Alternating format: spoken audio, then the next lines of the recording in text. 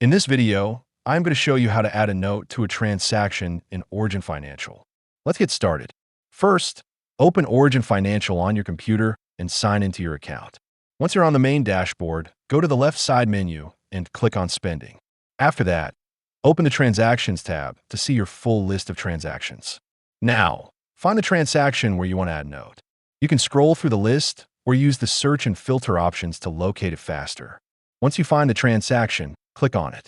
A side panel will open on the right side of the screen with more details about that transaction. Inside the side menu, look for the Add Note option. Click on it, then type the note you want to save. This can be useful for adding reminders, tracking purchases, or keeping extra details about a transaction for future reference. After entering your note, click Save to apply the changes.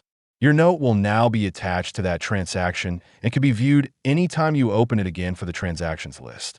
If you want to support our channel, feel free to use our affiliate link in the description below. Thanks for watching, and I will see you in my next video.